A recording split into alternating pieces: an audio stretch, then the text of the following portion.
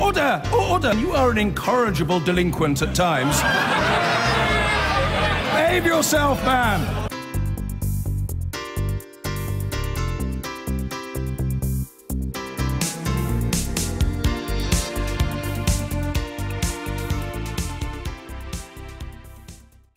The government is to invest £246 million in pioneering battery technology over the next 4 years.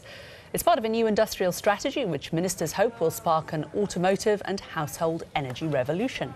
Well, under the plans, it will also become easier for homeowners to generate their own electricity through solar panels or wind turbines, store it in batteries and then sell it back to the national grid. The Business Secretary, Greg Clark, announced the scheme earlier today in Birmingham. Among the most exciting opportunities facing the world today is in the ability to generate and consume energy much more flexibly than in the past. Today we're publishing the Smart Systems and Flexibility Plan, a plan to make the UK's energy system smarter, that will help reduce energy bills, balance demand on the grid and realise up to £40 billion of benefits for consumers. It will allow homes and businesses to better manage their electricity use and open up the possibility of flexible energy tariffs to reduce bills and to increase the efficiency of the energy system. Well, Sky's Dan Whitehead is here.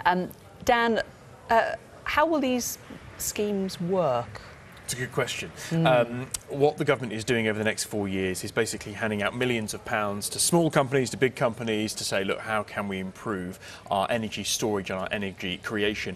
I think what the problem they've had so far is it's been quite bitty. Some people have got solar panels, aware of that. People at home will be aware of these smart meters you can get, but there's been no sort of big national rollout to change, and there's still some people who have meters which are 100 years old and some people who are controlling their heating and lighting through their phone. And so they want this to be a more uniformed way, and the government wants the country to catch up with the digital age which we are living in. So I think what we'll see over the next 4 years is lots of new ideas. There is a Faraday competition going on for 4 years where companies can bid for this money if they have a good idea, and the government very actively wants to scale that up. If there is new technology which can be created, they want to roll it out to the market. It isn't just your phone battery. This is everything from storing your own energy, using your phone to tell your washing machine to do the washing when the sun comes out, so it uses a solar panel and not the network grid, everything like that. So it's very smart technology, it's very new, but what the government wants to do is see the UK leading the way in this field. But it will be a couple of years, I think, before we really have a clear picture of exactly how this is going to translate. I mean, those of us who remember night storage heaters, it's a similar principle, isn't it? You know, you went away. I know. But they're less popular now, that's for sure. But the principle that you use your energy, you know, you get a cheaper energy rate at night time anyway, so a lot of people already do that, don't they? A lot of people do their washing when it's gone on to the cheaper time. Absolutely, and that's how Network Grid has factored their energy tariffs over the years, and that you'll pay less if you do it in the day rather than at night, or vice versa for various things. People's lives have changed, and I think they want that to catch up with the modern day, and actually, as I say, when the sun shines and we can grab that energy, use it quickly, it's far more sophisticated under these smart meters. So that's how things are going to change. Yep. I wait for the sun to shine before I put my laundry out. Oh, there you go. Just can't guarantee. We still need that, don't we? Just can't guarantee that it's going to be dry when you bring it in. Well, let's get more now on those government plans for what they're calling an energy revolution. Let's take a look at what's been announced in the industrial strategy. Well, the ministers are pledging £246 million, an investment in battery technology over the next 4 years. They say this will establish the UK as one of the world's leaders in advanced battery technologies. As well as extra money, the government says it's looking at relaxing the rules to make it easier for us to use batteries in our own homes to store power that we've generated ourselves through wind turbines or solar panels. We could then use this power in our own home to sell it back to the national grid. A separate fund too, a small one, £25 million, announced to develop connected autonomous vehicles in the British car industry. Joining us from central London, Malcolm Grimston, Senior Research Fellow at the Centre for Energy Policy and Technology at Imperial College London. Malcolm, very good afternoon to you. Let's start with the batteries. Companies like Tesla made huge inroads here. This idea that you have a sort of floor-to-ceiling battery, perhaps in the cellar, that you can store your own domestic power in. How can we catch up? Well, at the moment, perhaps storage is the biggest barrier to the energy revolution which the Secretary of State is talking about and which we really do need. In that, as we move towards solar and wind in particular, these are sources of energy which don't always oblige by producing the electricity when we need it. And if we can't store an awful lot of electricity, it means that if they're not generating enough, we're in danger of shortages. And increasingly, if they're generating too much, they're in danger of overloading the grid, perhaps even melting the wires of the grid, which can be disastrous. So if we can crack the issue of storage, that will be a great way forward. And it's very good news, the Secretary of State's announcement. Having said that, for as long as I've been involved in this, every 10 years we hear about the great breakthrough in battery Oh, Malcolm, you've technology. only been on 45 seconds. You've been cynical. We'll wait 2 minutes. we'll start off optimistic, and then we'll be cynical later. Yeah. Is this? But just on the storage question which you raise, is this money that will be directed at big industrial storage, if I put it that way, or domestic, or the domestic setting? Well, we need both. If you look at the amount of electricity we use, and as I say, I'm not meaning to be cynical. I'm just putting forward the sort of challenges that I hope we'll be able to address through a programme of this nature. Industrial storage is absolutely vital if we're going to use large-scale renewables. But individual households can certainly play a part. Of the nature of things, per unit of electricity you store, it gets more expensive the smaller the units. That's the case in most things in life. But if we can develop household scale batteries, which are economic to use, then this would be a very significant way forward in harnessing the potential of each individual home to generate electricity usefully, of which solar is perhaps the most interesting. And would it be coupled, do we think, with any kind of relaxation on things like planning laws that might make it easier for people to put up their own wind turbine, install more solar panels? I think there is a wider issue here, and of course it ties into housing and the statements that the Secretary of State for Local Government was making a couple of weeks ago, that maybe we need to look at the whole planning issue around a number of these things and say that there is a price to pay. One of the main drawbacks of renewables is they are very dilute. You don't get terribly much energy for an awful lot of equipment, so you do need a great deal of equipment installed before you start making meaningful amounts of power, and there is a planning issue on that. But as a society, we have to recognise there are trade-offs whatever we do with energy, and as things stand at the moment, with concerns over climate change and the welcome move away from coal that we've seen in the country, we're moving in the right direction, but there are some technical barriers which still need to be overcome. Will this help us keep the lights on? Where are we in terms of demand? I mean, I was talking to somebody the other day about the electric car revolution, and also changes to the fashion, for instance, of how we live now. More people live alone. That means we use more electricity. Just talk about the demand side. I mean, actually, the story on the demand side is rather good in that demand has been drifting downwards and has fallen by something like 10% over the last decade. That's the best bit of news in the whole area. Clearly, if we do move towards using more electricity for transportation, which is the area where something like 40% of our greenhouse gases are produced, and at the moment is completely dominated by fossil fuels, most notably car engines. If we do move more towards electric cars, clearly we'll need to generate considerably more electricity to do that. But this isn't just about the total amount of electricity we're using. While we can't store electricity, and our biggest demand for electricity on a cold winter's night, solar and often wind are not producing terribly much for us. We need enough power stations which sit around able to fulfil that demand, but maybe aren't being used much during the rest of the year.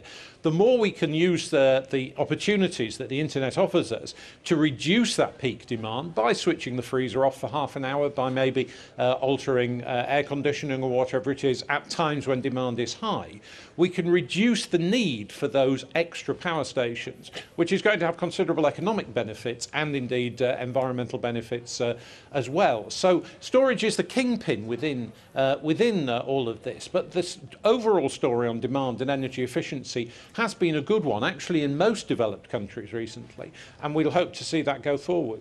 Malcolm Grimston, very good to talk to you as always. Thanks very much indeed.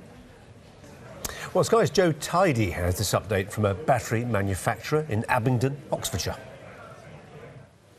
We're at the Culham Science Centre, just on the outskirts of Oxford, in a company called Oxys. And inside here, they are creating and designing the world's thinnest and most powerful and lightest batteries. and they are very, very excited about the government's announcement. They're going to pump in 246 million into this industry. Now, it's a very secure facility here. We've had to not allowed to use any mobile phones. None of the signals work here because there are some trade secrets they don't want the rest of the world to know. This is the dry room in here, so not a single drop of moisture is allowed to be inside this room in case it reacts with some of the chemicals they're using to make their batteries. And Mark Wild, you're the production manager here. Yes, what exactly goes on in this room? So in this room here is where we make all of our pouch cells. This is where the parts are assembled, parts are manufactured, and other parts of the company come into here to be assembled into pouch cells. Various types, ranging from R&D up to production cells. Cells go on to be made into modules and batteries from this location. And here Rob is just preparing materials at the moment, ready to be going to assembly, which is happening in the background. That's happening over here. So we can actually see batteries being built, put on layer by layer. Can you describe to us how the process works then? So these are cells being manufactured, and basically it's lots of layering of anodes and cathodes with the separator, and that continues until the right number of layers are present in there. And then those layers are connected together, put into a pouch, filled with electrolyte, and that is the cell. And then a battery is made from lots of those cells essentially joined together. And you're hoping, aren't you, for the airplane company or electric car maker to come to you and say, yes, we want your products in our... Yeah, absolutely. Oxis is developing a lightweight battery technology, has been for the past sort of 8 years. We've had about $70 million investment. Over the last few years, we've had about $5 million investment from Innovate UK. Which is part of the government. Which is part of the government, and that has really taken us from very much an R&D stage to something on the cusp of manufacturing. In fact, we've already built manufacturing in the UK for cathode, electrolyte parts. You've got the ideas, but you need to get the factories to build them to actually capitalise on it, I suppose. Yeah. And that's, thank you very much for talking to us, Mark. And that seems to be a pretty common theme, doesn't it, in UK manufacturing? The ideas, we are having those here, but it's about scaling those up and making those viable on a commercial level to sell them around the world. So important, actually, are the ideas here that I can't show you what's down here because there's some numbers and things on these specific battery cells that will give away all the trade secrets of this facility. That was Joe Tidy. Joining us from central London is Tom Burke, former Foreign Office advisor on climate change and chair of the Third Generation Environmentalism. And from Newcastle, Ian Fells, Professor of Energy Conversion at Newcastle University. Hello to you both. Thank you so much for joining us here on Sky News this afternoon. Let's go to you, Tom Burke, first of all, should we? What do you think? I think this is about the smartest thing the government's done on energy policy in some time. It really does set Britain on the right trajectory for getting the low-carbon, affordable, secure electricity supply that's right for the 21st century. It's very good for consumers. It opens up the prospect that you'll not only get a bill through your front door, but you'll also get a check. It's very good for the climate because it makes it both quicker and cheaper to get to meet our climate targets. And it's also good for the economy because it means we'll be making much more efficient use of our generating capacity. Why do you think it's unrealistic, Ian Fells? Well, I mean, Tom's very optimistic here about all this. And you have to look at the situation that I'm in favour of it. You know, there's a lot to be said for it, and more research on batteries may achieve something. Though you must remember, there's 100 years worth of pretty intense work on battery development has taken place with lead-acid batteries. Anyway, to go to the battery situation, take me. I could put solar panels onto the roof. And I could buy one of these batteries, except that I can't put the solar panels on the roof because this is a conservation area, and a lot of other people can't put them on. And if I was pleading poverty, I would say, well, I can't afford to put one on the roof anyway. And one of these batteries is going to, if you buy one of Elon Musk's batteries, that's £8,000 for a 14 kilowatt-hour battery, which will perhaps run your house for about a day. So I think it's a step in the right direction, but it's very unrealistic to suggest that it's a game-changing situation. Yeah, so what's going to happen then, would you suggest, Tom, when people live in conservation areas or just can't afford to buy these batteries? Well, what's going to happen, two things. One, the costs of batteries are going down extraordinarily rapidly. They've gone down far faster than anybody thought they would go down. And secondly, you're going to find a lot of innovative financial measures to make sure that these options are available to ordinary consumers, provided you've got the right regulatory structure. And that's exactly what the government set out today it's going to do, so that it will be fair pricing when you sell your electricity back to the grid, not just when you pay for it to come into your house. So you've got to create a much more dynamic, flexible and efficient energy system, and that will both drive down bills, but also offer to consumers the opportunity to earn some money for themselves. Yeah, now, but will there be some? Yeah, but what about areas where you can't have these things on your roof? Well, there will be some places where you can't do that. Not only will there be some houses in conservation areas, there'll also be issues where you're talking about high-rise flats, for instance, where people are multi-occupying. But the vast majority of people in this country will see opportunities opening up for them. And in those other areas, what you'll see is a tremendous development of community schemes that don't necessarily involve you in putting things on your roof, or in the case of high-rise building, roofs you don't have. So, Ian, you can live in the dark. We don't care about you. Yes, I can see that. Must realise, you know, that all these things are heavily subsidised. In fact, nobody would do it unless it was subsidised. You wouldn't put up wind farms, you wouldn't have solar panels, any of those things. I know the subsidy has been reduced a bit with solar panels. So this is something which appeals to the affluent middle class. Not to most people, I'm sorry to say. And so that's why I think it's unrealistic. Do it if you like. And some of my friends, of course, have already done this. But the costs go on the bill. Unfortunately, the costs go on the bill of those people that can't afford to do this as well. So this is the poor subsidising the middle class. Oh, goodness me, Tom. What do you make of that? Well, if you were really concerned about that, you definitely not want to go ahead with Hinkley Point, which is basically we bought all the electricity for already at twice its current price on a take-or-pay contract. I don't want to go ahead with Hinkley. I don't want to go ahead with Hinkley Point either, which I think is disastrous. But what would be a good idea is if we moved into the 21st. Shush a minute, Tom. What we could do is move ahead with the next generation of small modular reactor nuclear power stations, and what they do is they produce clean electricity 24/7, not like wind power, solar, and all the rest of it. Why we don't now proceed down that route, I don't know. Partly because we've been very silly as far as Hinkley C is concerned. Tom? Okay, nobody could buy a small modular reactor because nobody's got any to sell yet. Meanwhile, the cost of offshore wind is going down, where it's being bid into markets in Germany and Holland without subsidy at all. It's now in sight for doing that in this country. The idea that you need subsidies for renewables in this country is partly because we've been so bad at actually accelerating the demand for those renewables, getting them into our marketplace where the scale drives the costs right down. Go on, Ian. It's your turn. Well, we've got offshore. We've got offshore wind all over the place, and that is very heavily subsidised at almost twice the rate that they're going to subsidise Hinkley. How do you explain that? OK, we must leave it there, guys. Thanks very much indeed for joining us. Now, consumers in the UK could save up to £40 billion by 2050 through major changes to the way that electricity is made, used and stored, according to ministers. The Business and Energy Secretary, Greg Clark, announced plans to invest £250 million in battery technology, saying he wanted the UK to lead the world in its development.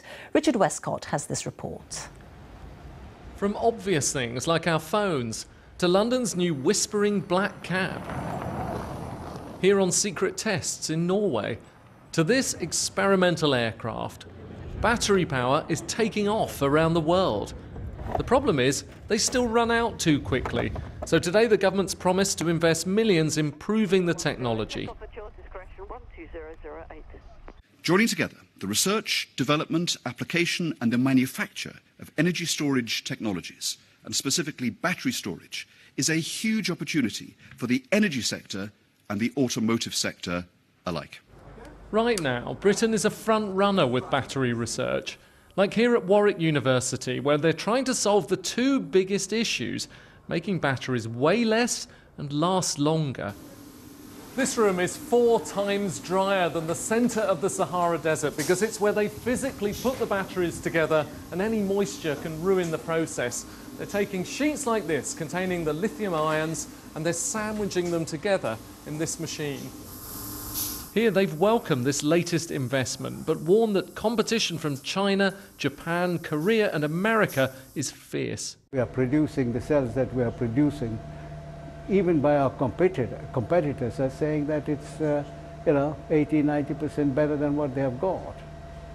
But we've got to keep it up, because they'll catch up and they'll beat us if we don't watch it.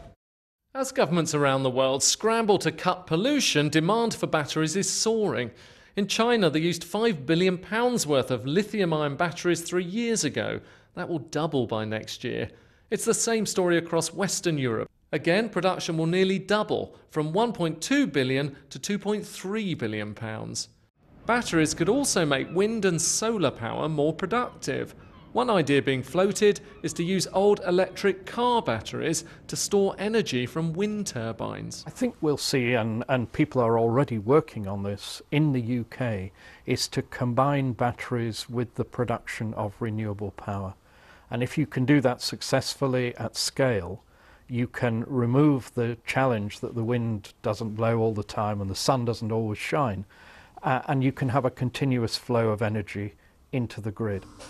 The future looks electric, but now the pressure's on to make batteries that can keep up. Richard Westcott, BBC News, Coventry.